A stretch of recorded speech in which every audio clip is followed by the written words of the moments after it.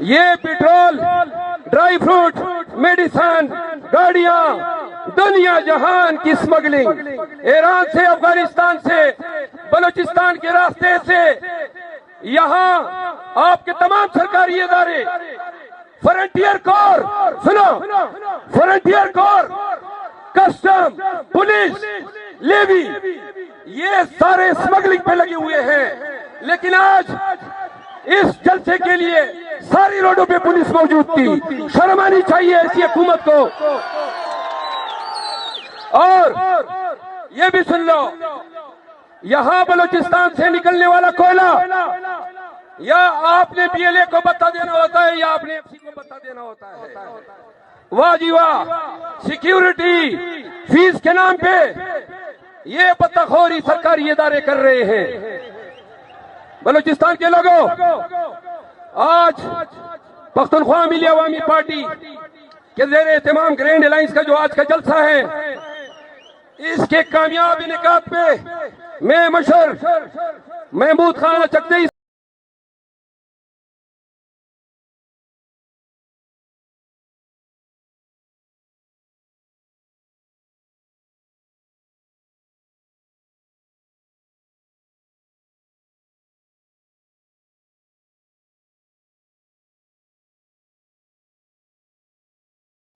राहबर मिली मशर महमूद खान चकदई पे एतमाद किया और उन्हें इत्तेहाद का सदर बना के साथियों ने जो कुछ शुरू कर रखा है, मुझे भी कहा गया कि इनका पूछो, इनके बच्चे का बाबा खुदा को मालूम, बाबा न छेड़, इन बातों को न छेड़।